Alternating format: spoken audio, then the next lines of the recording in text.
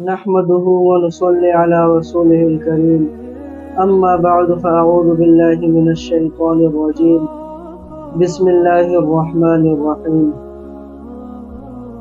حضرت اسماء رضی اللہ تعالی عنہ بنت ابی بکر، حضرت ابو بکر رضی اللہ تعالی عنہ کی بیٹی اور عبداللہ بن زبیر رضی اللہ عنہما کی والدہ اور حضرت عائشہ رضی اللہ تعالی عنہما کی سوتیلی بہن مشہور صحابیات رضی اللہ عنہم میں سے ہیں۔ شروع میں ہی مسلمان ہو گئی تھی۔ کہتے ہیں کہ 17 آدمیوں کے بعد یہ مسلمان ہوئی تھی۔ ہجرت سے 27 سال پہلے پیدا ہوئی اور حضور اقدس صلی اللہ علیہ وسلم اور حضرت ابو بکر رضی اللہ تعالی عنہ ہجرت کے بعد مدینہ طیبہ پہنچ گئے تو حضرت زید رضی اللہ تعالی عنہ وغیرہ کو بھیجا کہ ان دونوں حضرات کے اہل و عیال کو لے آئے۔ ان کے ساتھ ہی حضرت اسماء رضی اللہ عنہا بھی چلی آئی۔ جب قباء میں پہنچی تو عبداللہ بن زبیر رضی اللہ تعالی عنہ پیدا ہوئے اور ہجرت کے بعد سب سے پہلی پیدائش ان کی ہوئی۔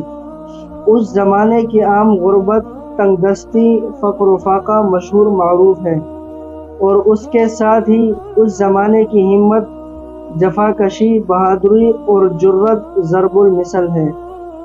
صحیح بخاری میں حضرت اسماء رضی اللہ تعالی عنہا کی طرز زندگی خود ان کی زبان سے منقول ہے۔ فرماتی ہیں کہ جب میرا نکاح زبیر سے ہوا تو ان کے پاس نہ مال تھا، نہ جائیداد تھا، نہ کوئی خادم کام کرنے والا، نہ کوئی اور چیز، ایک اونٹ پانی لاد کر لانے والا اور ایک گھوڑا۔ میں ہی اونٹ کے لیے گھاس وغیرہ لاتی تھی اور کھجور کی گٹھلیاں کوٹ کر دانے کے طور پر کھلاتی تھی۔ خود میں پانی بھر کر لاتی اور پانی کا ڈول پھٹ جاتا تو اس کو آپ ہی سیتی تھیں اور خود ہی گھوڑے کی ساری خدمت، گھاس دانا وغیرہ کرتی تھی اور گھر کا سارا کاروبار بھی انجام دیتی تھیں۔ مگر ان سب کاموں میں گھوڑے کی خبر گیری اور خدمت میرے لیے زیادہ مشقت کی چیز تھی۔ روٹی البتہ مجھے اچھی طرح پکانا نہیں آتی تھی تو میں آٹا گوندھ کر اپنے پڑوس کی انصار عورتوں کے یہاں لے جاتی۔ وہ بڑی سچی مخلص عورتیں تھیں، میری روٹی بھی پکا دیتی تھیں۔ حضور اقدس صلی اللہ علیہ وسلم نے مدینے پہنچنے پر زبیر رضی اللہ تعالی عنہ کو ایک زمین جاگیر کے طور پر دے دی جو 2 میل مسافت پر تھی۔ میں وہاں سے اپنے سر پر کھجور کی گٹھلیاں لاد کر لایا کرتی تھی۔ میں ایک مرتبہ اسی طرح آ رہی تھی اور گٹھڑی میرے سر پر تھی۔ راستے میں حضور اقدس صلی اللہ علیہ وسلم مل گئے،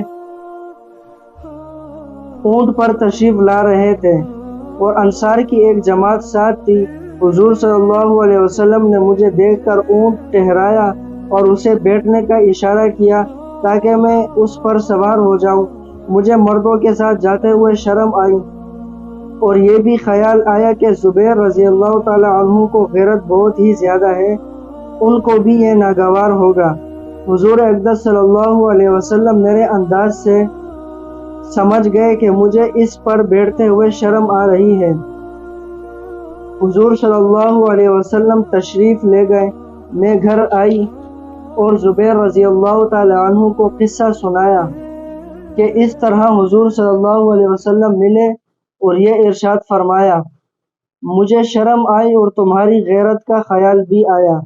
زبیر رضی اللہ تعالی عنہ نے کہا کہ خدا کی قسم، تمہارا گٹھلیاں سر پر رکھ کر لانا میرے لیے اس سے بہت زیادہ گراں ہے، مگر مجبوری یہ تھی کہ یہ حضرات خود تو زیادہ تر جہاد میں اور دین کے دوسرے امور میں مشغول رہتے تھے، اس لیے گھر کے کاروبار عام طور پر عورتوں ہی کو کرنا پڑتے تھے۔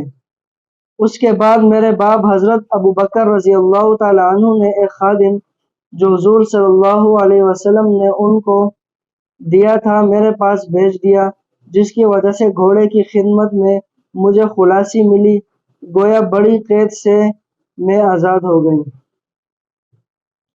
فائدہ۔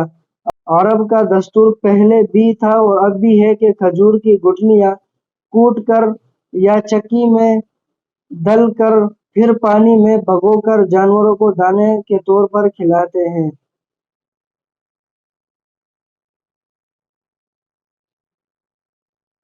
میرے بھائیوں، دوستوں، بزرگوں، آج جو ہم نے یہ حدیث پڑھی حضرت اسماء رضی اللہ تعالیٰ عنہ کے بارے میں، اللہ تعالیٰ ہمیں بھی اس کو سمجھنے کی اور اس پر عمل کرنے کی توفیق عطا فرمائے اور اس کو دنیا میں پہنچانے کی، پھیلانے کی توفیق عطا فرمائے۔ آمین۔